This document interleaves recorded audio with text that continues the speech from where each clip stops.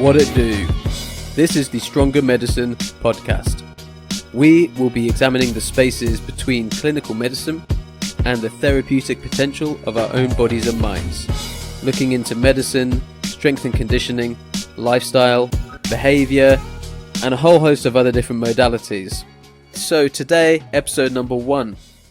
We are speaking with a man named Arthur Boorman. Now, if you haven't heard of that name before, you seriously must click on the link in the show notes of this podcast and watch his 5-minute video. He uploaded it in 2012 and it's had almost 30 million views. Essentially, it shows his transformation from a disabled ex-veteran of the Gulf War with more than 200 jumps to his name, a 340-pound overweight man, riddled with chronic pain, depressed, a whole host of different health issues going on. And I don't need to say anything if you watch the video, because by the end of it, you see the, frankly, unbelievable transformation that he went through. When he was at his lowest point, Arthur reached out to a man named Diamond Dallas Page, who, funnily enough, is an ex-wrestler who established his own yoga practice system. So Dallas Page helped coach Arthur through this transformation. And today, Arthur is still a special education teacher who has clearly a huge amount of passion for the kids that he educates and who are under his care. So, without further ado, let's get right into it. Arthur, thank you so much for taking the time to speak to us today. I really appreciate it.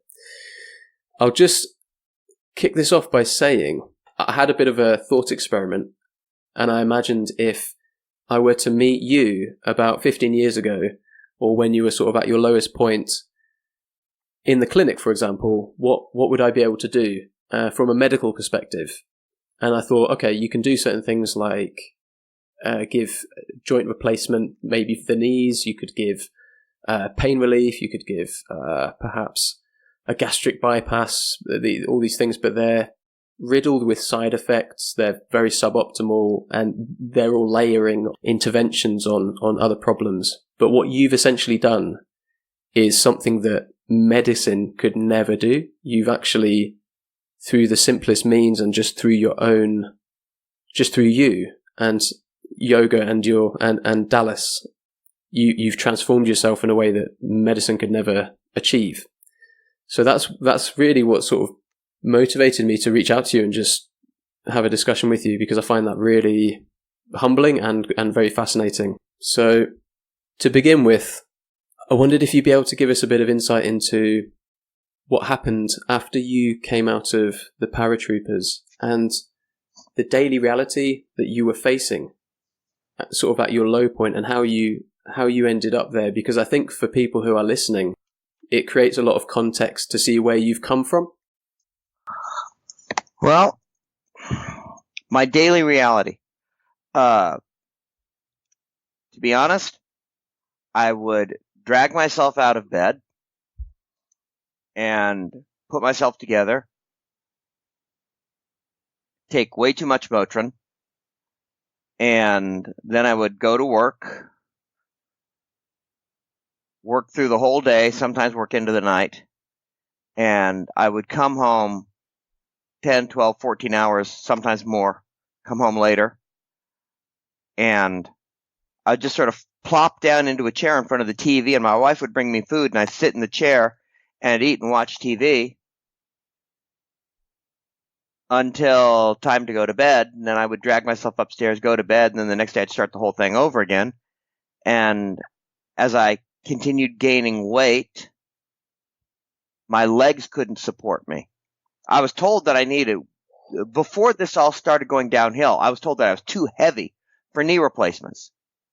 I was told that I needed to have, more work done on my legs, and that bothered me because the first time they tried to do something got screwed up, and they told me, well, we have to try some other things to undo what they did wrong. And then there was a post-operative infection, which was really gross.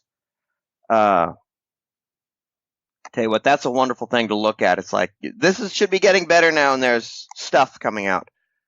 But In fact, I had to take so much antibiotics that I ended up becoming allergic to penicillin.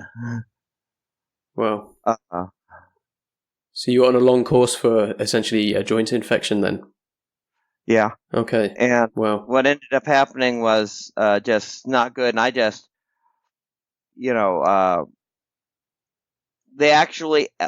they said at one point, well, we've got now, this is a point where they were saying the truth, but my brain wasn't hearing it right. Okay. I was talking about facts and emotion. Okay. Well, here's this A we're going to do, and A should take care of it. I said, well, what happens if it doesn't? Well, we got B. Or what happens if B doesn't take care of it? Well, we got C. What happens if C doesn't take care of it? Well, you could end up losing your leg. Like 4 or 5 negative options down was the possibility of losing my leg. And instead, I heard that even though that was the 4th possibility, if the first 3, and you know how the basic rule works, the first iteration normally takes care of 90 some odd % of what's going on. It's a bell curve kind of thing. And then each standard deviation out is that much less. By the time you're out there at the 4th standard deviation, you talk about less than 1%. Well, that less than 1% included the possibility of amputation. But when I heard that word, it lit up with a bright neon sign saying, oh my God, you could lose your leg. And I decided then and there that I'm not going to let them do anything else to me. And here's the thing. They were telling me the truth. I asked the wrong question, and they answered it correctly, but I didn't hear it correctly, if you know what I mean. You would focus on that, yeah. But I chose to focus on the worst possible option. I chose to, if you will, live in fear of a less than 1% option, as opposed to accepting, the 87% option. So do you mind if I ask what this was for? Was it kind of osteoarthritis, or did it start as a hip infection and they came up with other options from there, sort of? Well, there were already a lot of fractures in the legs. Before I started gaining weight, my legs were pretty badly busted up. But what ended up happening was, as I gained weight, it made things worse. The more weight I gained, the worse it got, the less it's a cycle. You can't do something. You can't work on the legs hard.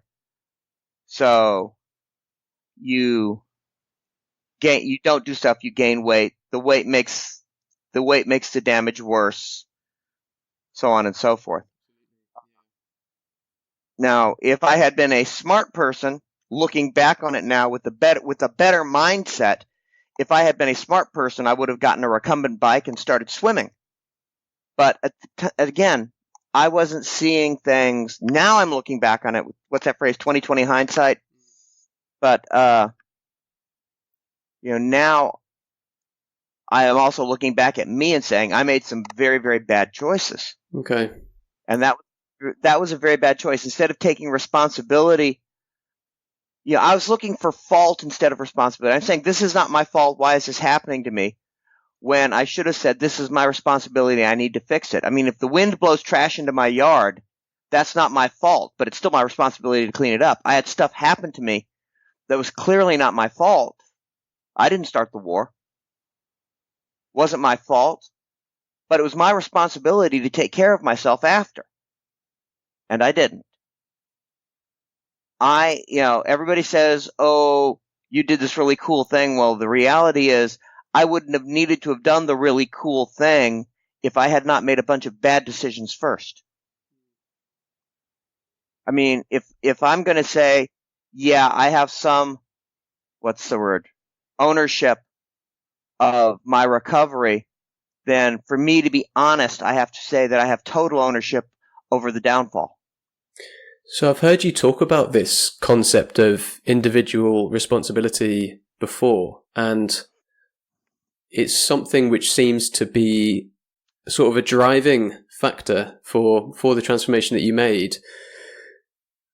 Can you identify, or rather, would you have said that prior to that you were, for want of a better phrase, sort of in a victim mentality, or was there a changing point where you appreciated the magnitude of needing to take individual responsibility? Because it's quite a tricky term to use in cases where people can feel out of control or helpless. And your situation, I think many people would look at and think this guy has a lot on his plate, and it's a challenging thing to say, this is up to me.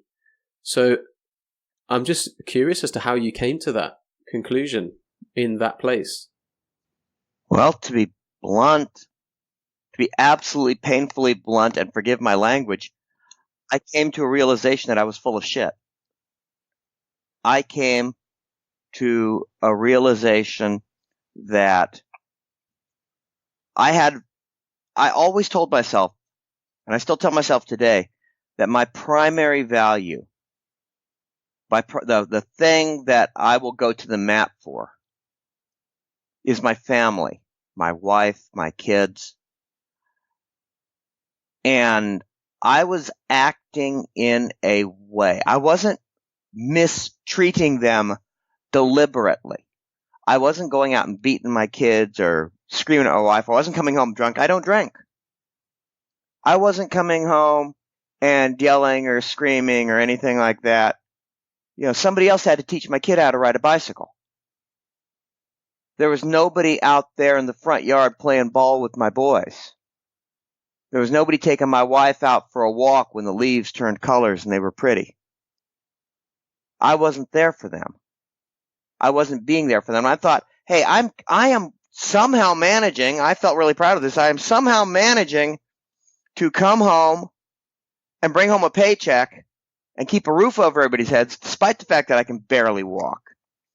You know, I am putting in, look at all the hours I am putting in. I was working 70, 80-hour weeks back then.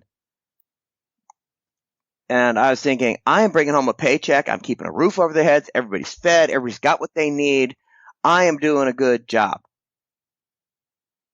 You know, so what if I want to come home and drink 2 liters of soda, eat a quart of ice cream, and eat a pizza every night? That's not that complicated. It's easy for her to cook, you know. It wasn't right. I mean, you notice everything, that was just a rationalization after rationalization after rationalization. Well, I wonder if, because I've heard you elsewhere talk about your daily routine at the time of getting up at 5 o'clock in the morning, spending half an hour with your wife to apply knee wraps, the braces, the cream, the wraps, the braces, just all of that stuff. That was about as bad as it ever got. I had braces on both legs. Now, before the brace goes on, you have to clean the leg. Mm-hmm. Then there's a cotton sleeve that goes over the leg. Then there's a neoprene sleeve that goes over the cotton. Then there's Velcro that goes on the neoprene. The Velcro attaches to the brace. The brace straps in on top of that.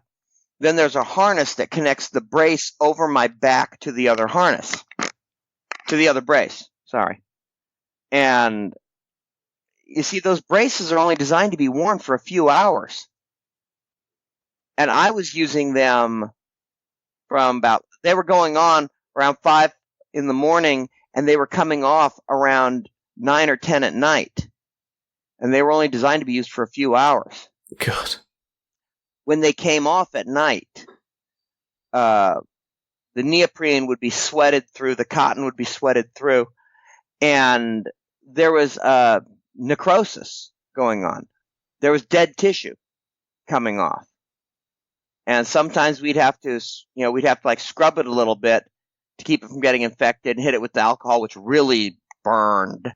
We just, do that. And then on top of that, it was hard to sleep. It sounds unreal. I had a CPAP machine to keep me from dying. They told me that I had reached a point where my breathing would stop at night and it would wake me back up. And since your transformation, has the CPAP machine gone? It is gone. I do not need it. Well, apparently, I'm not sure. You guys know more about medicine than I do, but someone who's not a doctor told me that one of the causes of sleep apnea is overweight, and apparently the tissues inside your head get all fatted up, and sometimes they close. And so that is accurate?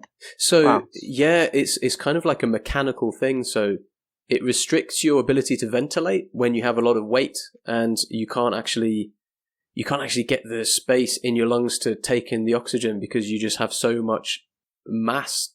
It was rough. I actually passed out once in front of a class. That was not good. That was one of the things that really, my principal sent me home from school. My principal sent me home. I terrified a classroom full of students. I was up, leaning on a cane. I was using 2 forearm crutches, and at the time, and I was up at the board, and I'd leaned one of my canes against the wall, and I was leaning on the other, and I was writing out a problem on the board, showing it to a room full of special ed students. And the next thing I know, I'm on the floor. There's a teacher from another room, because now these were some good kids. One of them went next door and got a teacher, and another one they have the little button you push for help, and they pushed the button. At least I wasn't aware of what was going on, but one of the kids went up and pushed the button and said, "Mr. Boorman fell down. He's not moving." Oh my goodness. Somebody else shouts, "We think he's dead."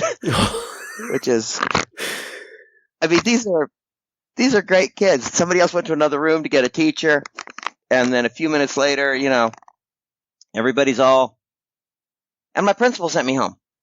And I mean, that's not what I'm about. Lack of air, I guess. Mm. But, so was that part of this process of coming to realize things needed to change, or did you kind of absorb that and think? That was one of the things that, in a way, being told, I'd been told that I was going to die. I was told, if you don't do something, you're just going to keep getting heavier and heavier, and you're just going to die. Who told you that? A doctor. Okay. He said, if I don't, and here's the weird thing. He was trying to do the right thing. He was trying to, what's the word, spook me into doing the right thing or something, and he didn't. He actually released me. Well, you know what? I'm going to die. Okay, fine. I'm going to die. Well, if I'm going to die, I can pretty much, it's not my fault. Hey, I'm going to die. I'm, do whatever I want here. Have a good time. I'm going to die. It's not my fault. And that was, in a way, in a very strange way, it was kind of liberating. So he didn't caveat that. He didn't caveat that by saying, if you don't change, you will die. He just said, the way you are. He was trying to, but again, how to put it? As an educator, we talk about, it's not a matter of what I teach, it's a matter of what they learn. He was up there teaching, but I wasn't learning, if you know what I'm saying. Yes. Yeah. He was saying what he needed to say, but it wasn't getting through to me. As a teacher, my job is not as much to teach as it is to make sure my students learn. Yeah. He was teaching, I wasn't learning. If there is a fault, if he has a fault, it's that he did not check to see that I was getting it. So as a medical doctor, this bit is really interesting to me. And before I ask anything else about that, just zooming out again to this macro view of what you were experiencing.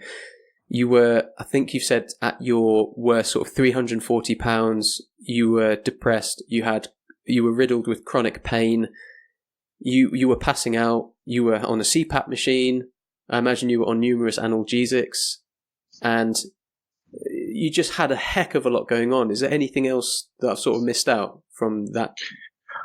That's pretty much it. I mean, there's one other thing, and it's a minor thing. I actually lost my driver's license.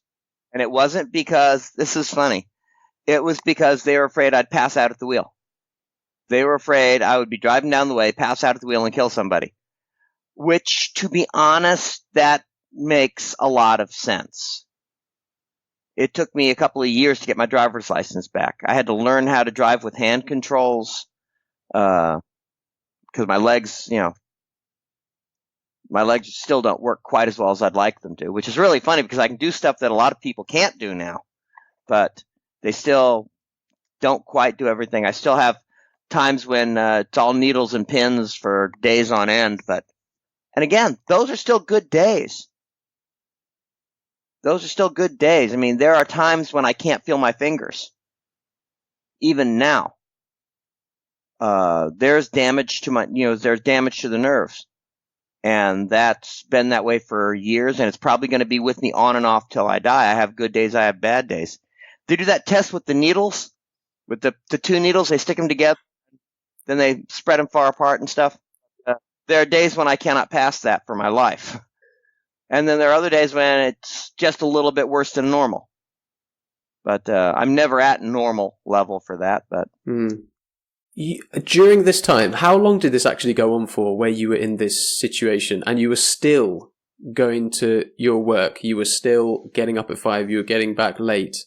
You did have some serious fortitude, at least physically, to push through all of this and keep working, earning money, and keeping the family, going. I mean, that in itself is commendable and difficult to do. Thank you. It sounds like there was a disconnect between looking after your family, but then when did the penny drop that this was untenable to continue in this fashion? Because it sounds like the doctor didn't get through. As you said, he was teaching, but you weren't learning. I wonder where you actually did. That was one of the things Dallas did for me. Dallas, I would not be alive. This is not hyperbole. I would not be alive right now if it were not for Dallas Page. Okay. Everybody else was, oh, poor guy. Hey, this is going on. And Dallas called me on it. Dallas sat there and said, well, that's bullshit. If you don't stop what you're doing, you're going to make your kids into orphans and leave your wife a widow. Is that what you want? Is that what you're about? You tell me you love your family. You tell me you love your wife. You tell me you love your boys. That's not what you're doing right now. He called me out. That's what I actually needed. That's, for every student, there's the right teacher. For me, he was the right teacher. The doctors were all being nice and kind. Oh, poor guy, disabled veteran. And Dallas, don't get me wrong, Dallas loves vets. He loves the military. He loves veterans. He's been overseas with the USO multiple times. He's been to Iraq. He's been to Afghanistan. He's been to veterans hospitals. I've gone with him once to a Marine Corps base. Nobody loves the military more than Dallas Page. But in my case, he could tell that being nice wasn't the answer. He could tell that at that minute, if he had been there in the room with me, he'd have probably just reached across the table and slapped me. But that's what I needed. That was what, he understood what I needed. He read the audience, if you will. Do you think you would have been ready for that message years prior, or did you have to get to a certain place? If somebody just said you're full of shit, would you have? I don't know. Yeah. That's a really good question. I don't know the answer. Maybe not.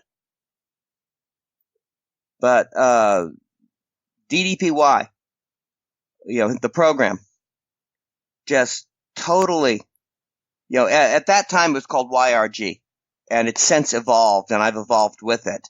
Okay. It gave me a form of exercise that I could actually do without going to a gym and getting looked at by everybody, without having to have $1 million worth of fancy equipment or nothing. It gave me something that I could do where I could get my heart rate up, but I didn't have to go out and run and pound myself into jelly. It gave me a workout that met me where I was. Now, one of the things that I did, and I got a master's degree in curriculum adaptation and modification. In other words, how do I take what somebody else wrote up for the regular ed kids? How do I turn that into something that I can teach to my special ed kids and still get them the core essential material? So in other words, they have to know how to do the same task, but I have to teach it to them differently. And I looked at the positions that I could not do. Okay? I looked at the things that I could not do and thought, what is the purpose of this movement? What is the purpose of this exercise? It's not about can I hit, yoga guy. Can I hit triangle pose, trikonasana? Can I do that pose? And I don't care. What's the pose do? Well, it stretches certain muscles. It lengthens. It strengthens certain directions. It works on your balance in certain ways. How do I do that? And I had to find ways to modify it. Sometimes, now in some poses in classical yoga, it will have like multiple things that it does at once. I can't do that. But I can do the pose 2 or 3 different ways, supporting myself in different ways to get the same benefits out of it. So it's not about can I do the pose, it's about can I get the benefit that the pose has. Dallas understood that. And he gave time for people to do those things, and I had to work out my own modifications. And for the benefit of the listeners, I understand that Diamond Dallas Page, ex-wrestler who is now, he teaches yoga, and you essentially reached out to him online, and he was the only person who... He was the only person. Who gave you the... I've heard that you were turned away from yoga studios at the door and things like this. I was turned away from the yoga studio. How did they... I mean, what did they even say? I can't imagine this. Well, they... I'd have to sign waivers. I said, sure, I'll sign waivers. And, I wanted to go in there and take like a beginner's class. They had like a twice a week for so many weeks beginner's class. And I wanted to take that. And finally, I'm sitting here saying, I'll do that. I'll do this. And finally, the lady says, look, we just don't have anybody who can teach somebody like you. We cannot help you. And you know what was really ironic? The next time I went back to that studio, it was because their website was showing my video. And I sat there and said, no, it says I got turned away from a yoga studio. They're going, yes. I'm going, you were that yoga studio. Oh, biggest facepalm ever. Now, you don't take that video off your website. I will tell everybody that you were that yoga studio. Unbelievable. I didn't know that. Yeah. Yeah, that I don't get angry very often, but that made me angry. I think that's fully justified. Yeah. So you were actually looking for something. You were looking for yoga. This was all prior to Dallas? All of these things? It was prior to it. I was trying to find anything. To be honest, I did not think yoga would physically change me. I did not. I was hoping it would help me sleep through the night. Okay. So that was your motivating factor at that time. My back was giving me so much grief. My back was, I was in back pain. You know what it is if you gain that much weight, you have back pain. My back pain was terrible. And there were nights when it was just excruciating. There were some nights it hurt so bad that I couldn't even keep my food down. And I wanted to be able to sleep through the night. I'd had an experience with yoga a long, long, long time ago when I was in the service. There was a yoga class at the rec center. And I was dating a girl, and she went to the yoga class, and I went along with her. And I became aware of the fact that my back felt really good after the class. You know, those spinal twists and stuff at the end of the class? I'll be honest, that was my whole reason for going to the class. After a while, I stopped dating the girl, but I kept going to the class really because those last 20 minutes of the class when we were on our backs twisting around and I could feel my spine adjusting. I didn't know what that was back then. I didn't know that word. I'd never seen a chiropractor until much later. And but I could feel my spine adjusting. And I slept better. And in the morning when I had to throw on a rucksack and go out and do the march, I felt better.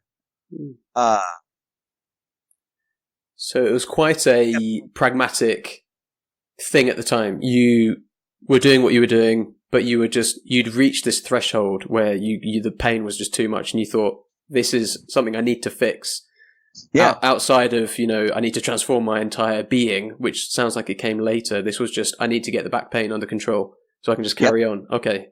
Well, what happened was after that, I went online and, it is. You sit there and you just start throwing search words in, and I threw in yoga and broken back, and there was a link to somebody had scanned an article about Dallas into the computer, the interwebs, and there it was, and I found it, and then I typed in his name, and it took me to the website, and back then it was called YRG, Yoga for Regular Guys, and it took me to the website, and I'm looking at it thinking, this could work. I got to try something. So I ordered the DVDs, and that's where everything started. Because that's quite... The thing that got me about the video was that you were just essentially in your house doing this, and then I'm assuming you had email contact as and when from Dallas, but apart from that, something inside you had clearly ignited. That's kind of a weird thing. At first, I didn't realize it was him. Oh, right. I mean, you know how it is on the internet. You can say you're anybody. Yeah, that's true. I mean, I've gotten emails from Barack Obama. No, it wasn't really him. That's weird. I've gotten emails from Donald Trump. No, it's not really him. Oh, that could be real. I've gotten emails from Bill Gates. No, it's his case. But you get it's. I was thinking it's like Bob in marketing. Yeah. But no, I'm having a conversation thinking, wow, this is really great customer service. Now, I was thinking he was like this multi-billion-dollar corporation, and actually at that time, he had just started up the website, and the DVDs were just going out as the first generation, and I didn't realize I was actually getting emails back and forth from him. And he's saying, it's like, well, how is this going? And I'm saying this, and I made a comment to him one day that, it's like, well, I'm not really the regular guy. I'm basically a piece of furniture. And he sat there and he said, well, send me a picture of you. And I sent him some pictures. And then he says, what's your phone number? And I'm thinking, this is probably the end of it. They're going to delete me out of the accounts or something. And that night, Diamond Dallas Page calls me on the phone, and he changed my life. And that's where he delivered that information to you over the phone? Yep. Wow. And he's never... Well, that's quite a brave strategy to take as a trainer. Here's the weird thing. He already had my money. I had already bought the stuff from him. He had nothing to gain by doing that. He did it just because he's Dallas. That's the guy. That's the man. He had nothing to gain and quite literally a lot to lose, because at the time he was in a startup business, and if I had gotten, if I'd gone on the internet and said, oh my God, this guy's a son of a bitch and blah, blah, blah, blah, blah, that would have hurt him a lot. But instead, he, regardless of that, he thought, it's the right thing. I got to help this guy. So he helped me. That's why I'm talking to you, because he helped me. As I've mentioned before, medicine can't do any of this stuff. And you've done all of this stuff with obviously the input of Dallas as well. But you've physically done all of this. And there's this kind of moment where you something clicks or something's ignited, and then from there on, and the video, I imagine, makes this seem more seamless than it perhaps was. But a course is set, and off you go, and then you become this completely different animal, this completely different human. At that time, when you were perhaps at your lowest point, or during that period, what would have been something? Or maybe there was nothing actually, but do you think there could have been anything that if I was dealing with somebody similar to in your position at the time, that could have perhaps gone some way towards enacting or enabling that change or helping that person. If they came to clinic and saw me, I wonder if there's anything that you think could... Yeah, but you wouldn't do it. Really? You couldn't do it. Oh, that's really interesting. What's the reason? You gotta slap the shit out of somebody. I'm not kidding. I get struck off, yeah. Verbally, you've got to be, there are some people who are like me where you can't be nice. You have to be in their face, blunt and harsh and... Have you ever heard that phrase, cruel to be kind? Yes. Cruel to be kind. Not even to be kind. Cruel to help somebody. Dallas was hard. He was harsh. He was, even though it was on the phone, he was in my face. Because, over the emails and over that short phone call, he read me well enough to know that if he was nice to me, it wouldn't sink. It wouldn't make sense to me.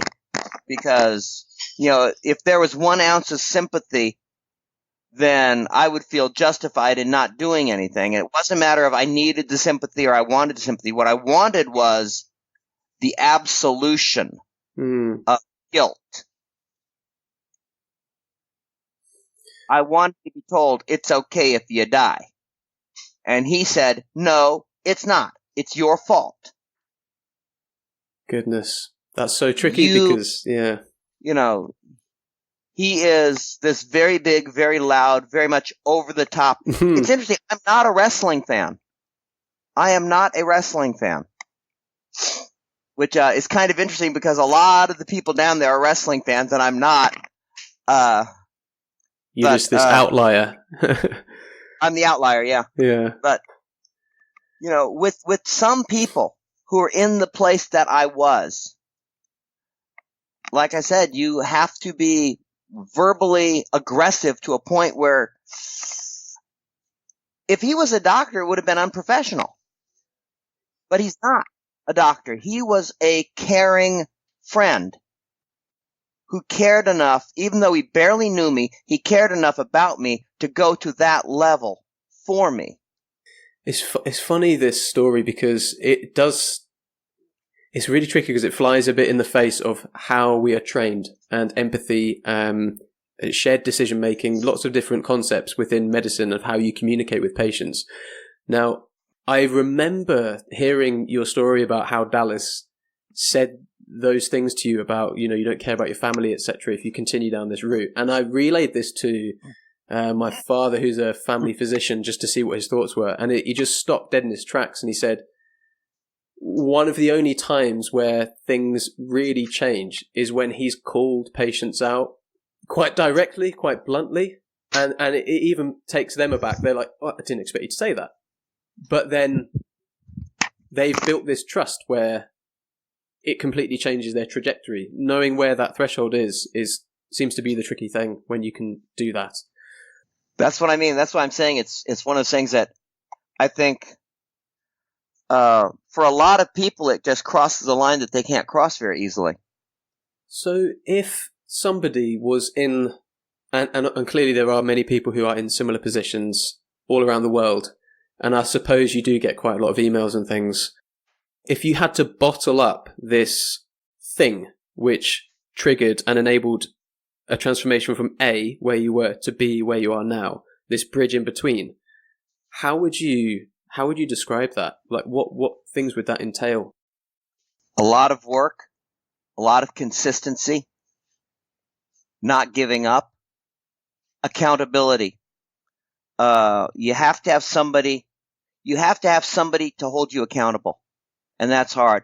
I had a problem a couple of years ago where I was attacked by a student who had some emotional issues, and my leg was broken. Wow. It wasn't a severe break, but it was bad enough. And again, because I had already been injured in that, because I'd already had so many injuries, it kind of like the equivalent of having a glass jaw in boxing. I have a glass knee. Okay. It takes, when I get a leg injury of any kind, it takes me much longer to recover than a normal person. I mean, one time I tore a muscle, and working through the injury, working out I modified my workout. But I modified my workout. I was seeing a doctor for it. I was icing the heck out of it, doing everything I was supposed to. It still took me, and the guy sat there and said, it is slow. It is not healing. It is healing, but it's just not healing as fast. And he said, well, it's probably just because you've been, injured so many times.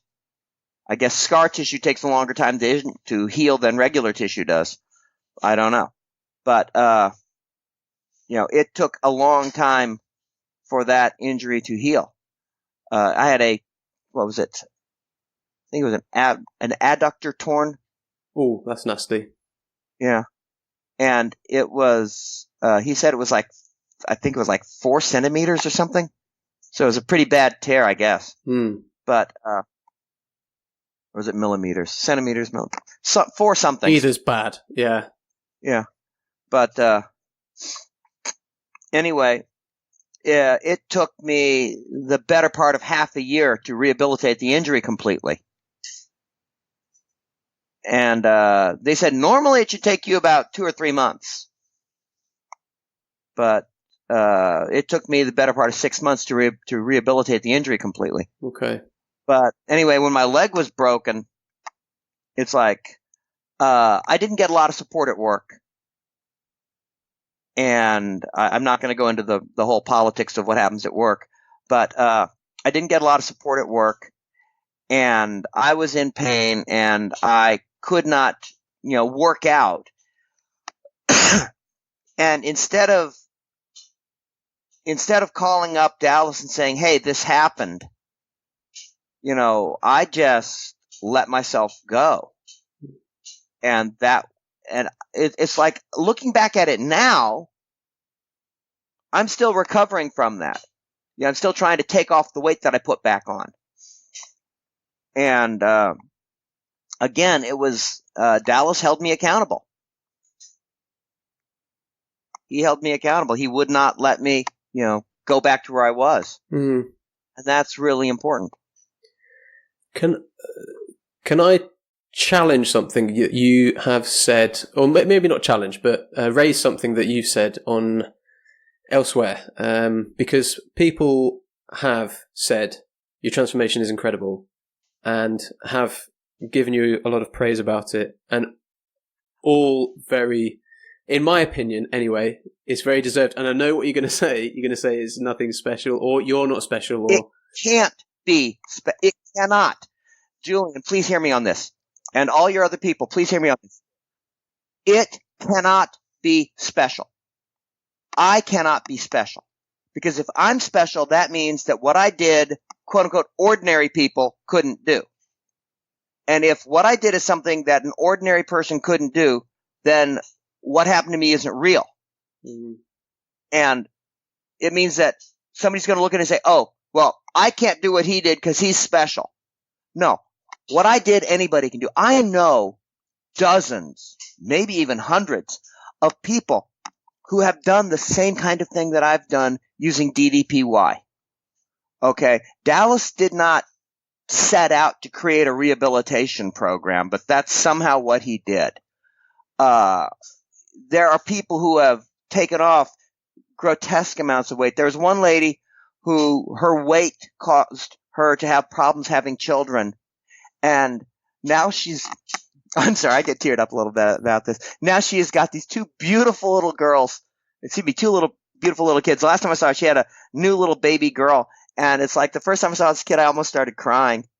There are so many people who have transformed themselves using this. And I know a large part of it is due to the program itself, just the mechanics of the program. The fact that it lets people get a cardio workout without running or jumping or swimming or pounding. It's virtually a zero. I mean, I know laws of physics, there's no such thing as zero impact, but it's minimal impact. Yes. Okay.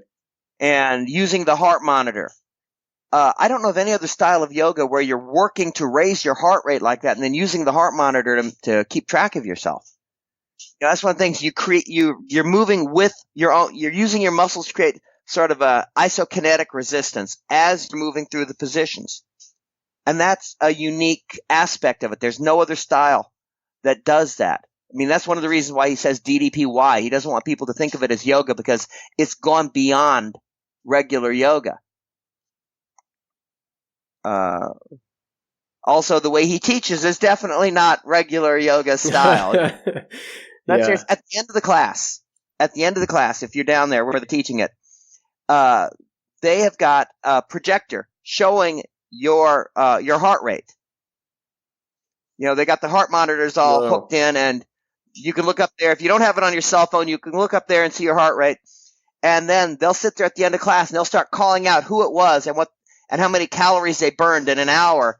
And it's like, oh, Bob, 900 calories, bam, and everybody sort of pounds the floor, bam, bam, bam, to celebrate. And we do that for everybody who's there.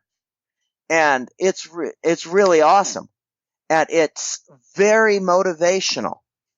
So it's not, yoga classes can be kind of churchy, if you know what I mean. Yes. And his is not.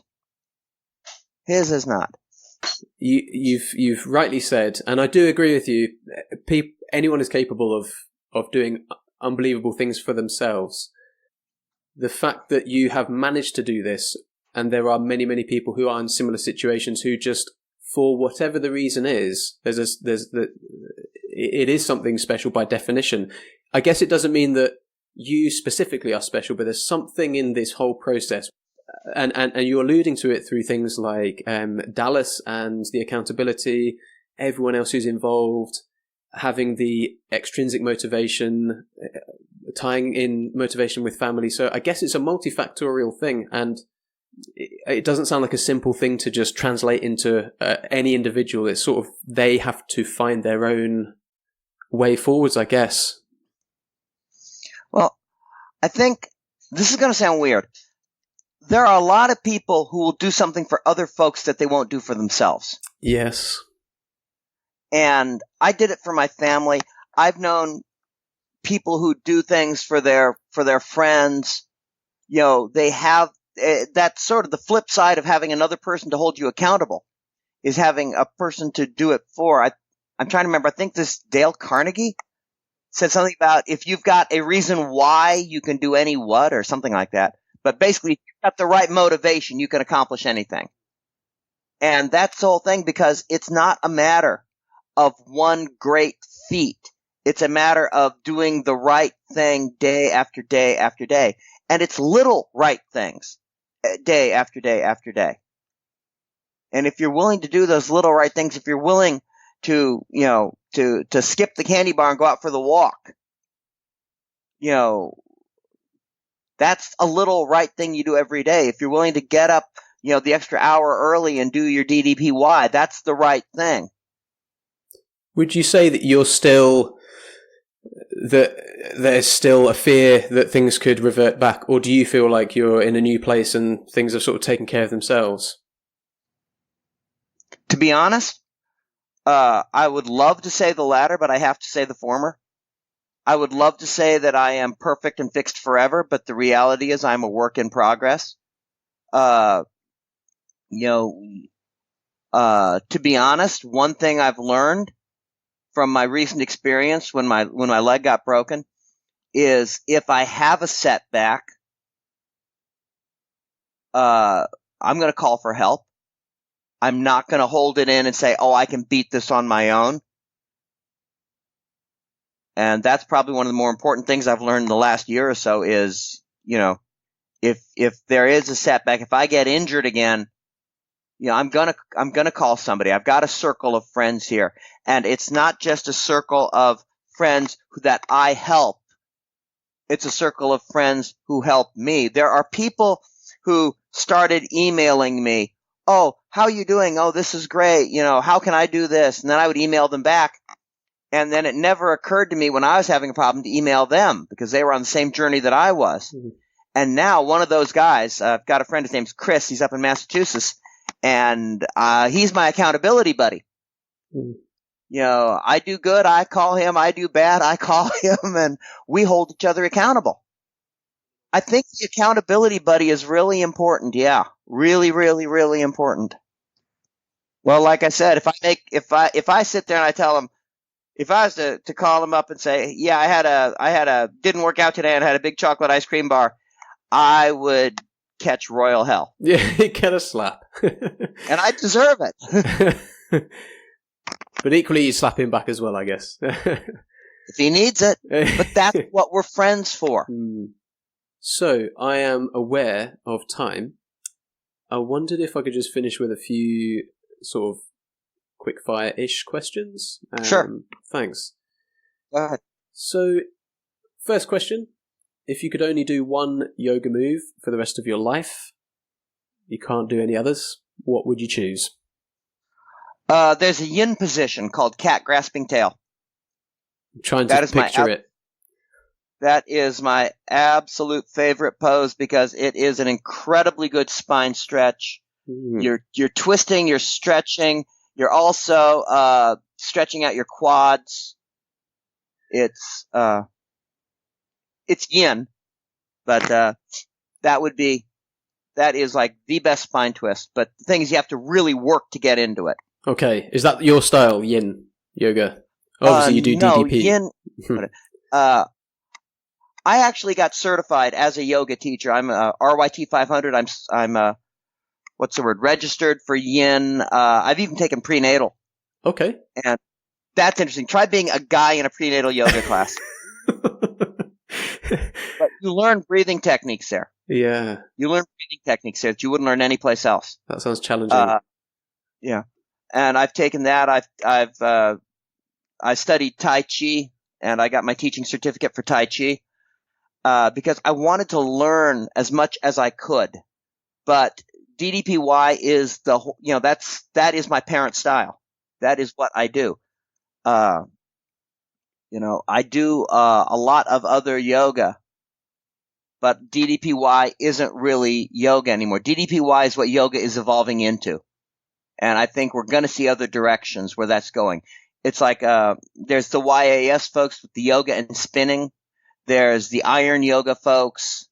They're all taking yoga into different directions. DDPY is really power yoga with biofeedback and isokinetics.